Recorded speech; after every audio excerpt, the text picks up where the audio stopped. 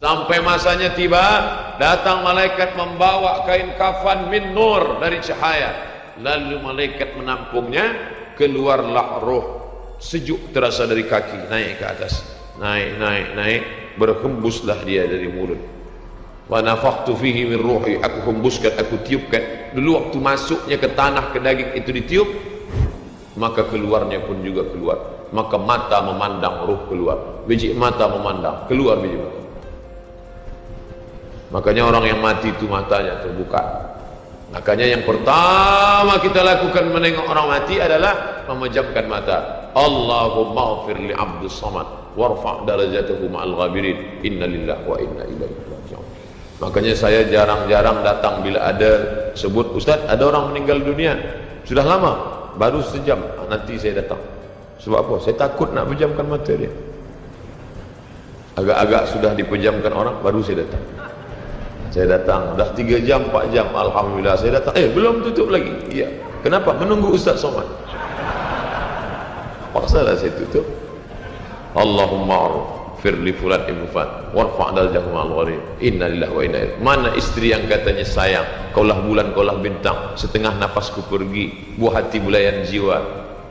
Ketika roh ada dari jasad, memang betul kata dia sayang, tapi manakala roh keluar dari jasad, dia pun takut menengok mata. Dia takut menengok kita. Dia takut jam pukul 2 malam, jam 1 tutup balik. Na'udzubillah. Begitulah kalau kematian sudah tiba. Sampai pada akhirnya dia tutup. Innalillah wa inna ilaihi raji'un. Selepas itu roh pun keluar, dibawa. Kalau dia baik, roh itu dibawa, dimasukkan ke dalam kain kafan min nur. Hadis riwayat Ahmad bin Hanbal. Lalu dibawa oleh malaikat sampai ke pintu langit. Malaikat bertanya, inikah orang yang amalnya selalu dibawa pagi, dibawa petang? Inikah orang yang amalnya selalu dibawa hari Kamis? Inikah amalnya yang selalu dibawa pada bulan nisfu Sya'ban? Ya, inilah orangnya. Kam min masyhurin fil ardi walam yakun ma'rufan fis sama. Bukan hadis.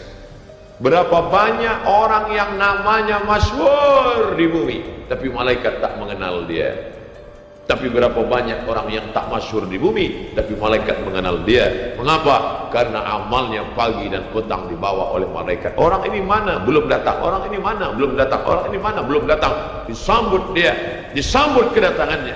Masya Allah, tabarakallah. Mudah-mudahan kita termasuk orang yang disambut oleh malaikat karena amal soleh kita. Nabi Isra Mi'raj berjumpa dengan orang yang sudah lama mati. Bagaimana rasa kalian mati?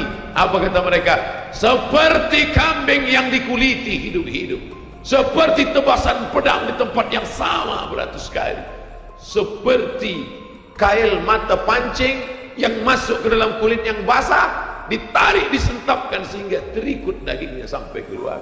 Makanya selalu kita berdoa, Allahumma hawwin alaina fi sakaratil maut, taubatan qabla al maut, taubat sebelum mati, wa rahmatan indal maut, dapat rahmat ketika mati, wa maghfiratan ba'dal maut, mendapatkan ampunan sebelum mati. Allahumma hawwin alaina fi sakaratil maut. Makanya doa selamat itu baca pelan. Baca pelan, merenungkan. Ini sekarang banyak orang baca doa selamat cepat-cepat. Maut. Apa maut aja nih? Allahumma hawwin alaina, ringankan kami fi sakaratil maut. Tidak ada gunanya amal banyak kalau tidak selamat dalam sakaratul maut. Makanya kita selalu minta kepada Allah, Allahumma khtim lana bi husnil khatimah wala takhtim alaina bisu'il khatimah. Allahumma ja'al akhir kalamina, jadikan akhir kalam kami inda tihai ajalina, ketika ajal kami sampai, jadikan akhir kalam kami yang terakhir keluar dari mulut kami qaula la ilaha illallah Muhammadur Rasulullah. Allah. Menghadapi sakaratul maut penting juga takbir, sebab di situ banyak segala macam godaan-godaan. Datang syaitan membawa air, katanya menjelang sakaratul maut itu haus, panas, haus, maka datang syaitan membawa air. Engkau sebut nama aku bagi air. Mau? Kata dia. Mau? Engkau mau? Sebut nama aku. Tapi bila iman kita kuat, maka dia tidak akan mampu untuk menggoda kita. Sampai kapan? Syaitan tak pernah berputus asa. Sampai bila? La atiyannahum min baini aydihim, aku datang dari hadapan. Wa min khalfihim, aku datang dari belakang. Wa an aymanihim, aku datang dari kanan. Wa an syama'ilihim, aku datang dari kiri. Datang dia, datang dari hadapan, datang dari belakang, datang dari kanan, datang dari kiri.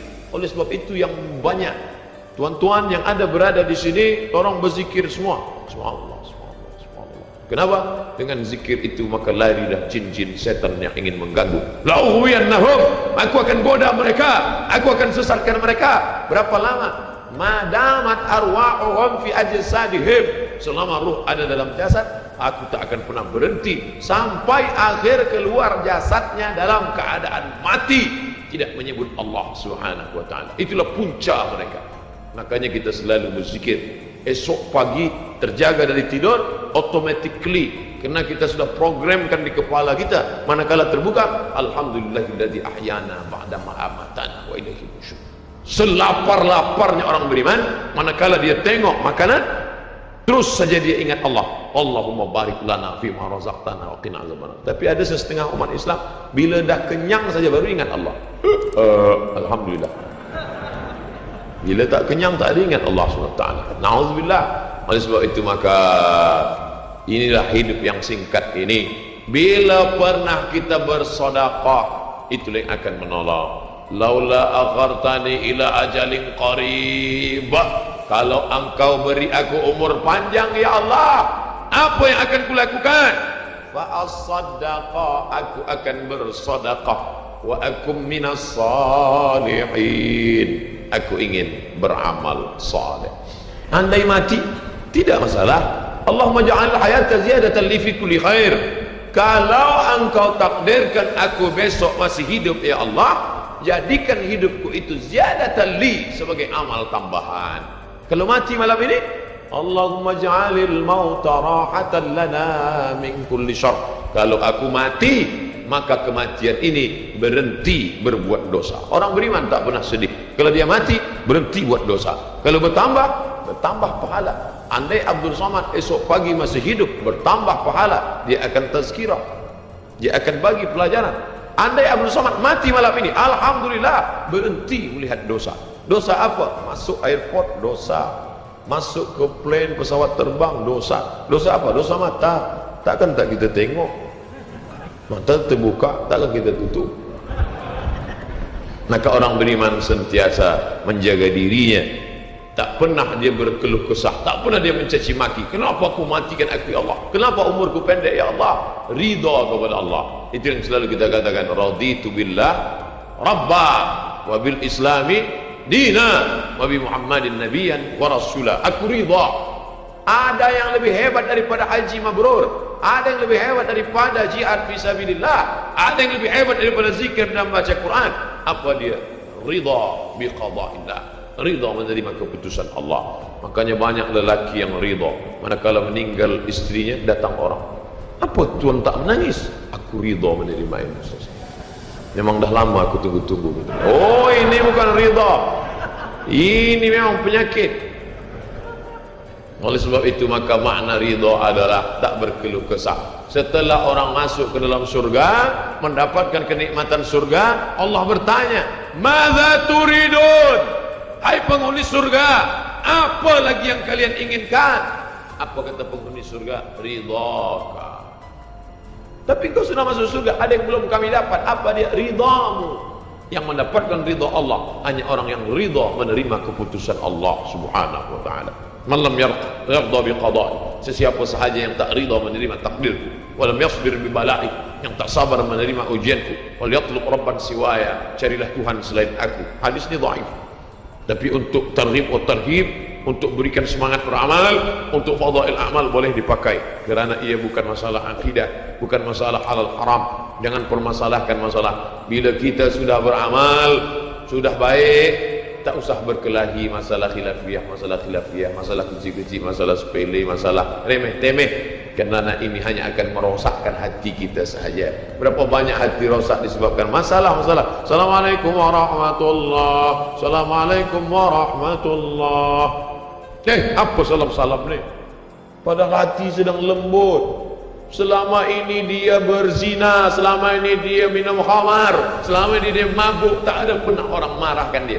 Tiba-tiba dia dah taubat, dia masuk masjid. Assalamualaikum warahmatullahi. Assalamualaikum warahmatullahi. Dia nak salaman, apa salam-salam? Tak boleh salam selepas sembahyang. Ini bid'ah, wa kullu bid'atin dhalalah, wa kullu dhalalatin finnar.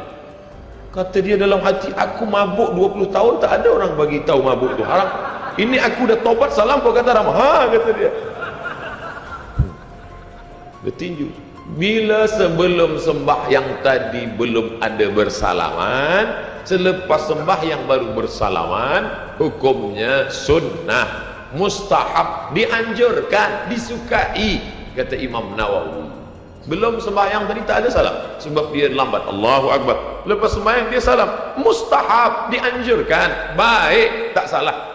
Bila sebelum sembahyang tadi sudah bersalaman, salam haji, salam datuk, salam tuan, masuk ke masjid, selepas sembahyang dia salam balik, mubah, tak jadi masalah. Yang tak boleh dalam sembahyang bersalaman, itu tak boleh. Datuk sehat, itu tak boleh.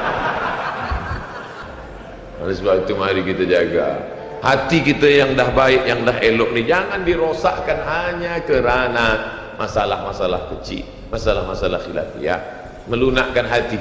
Kayu patah boleh disambung, kaca retak boleh direkat, tapi hati rosak, kemana obat akan dicari. Oleh sebab itu memperbaiki dengan akhlak.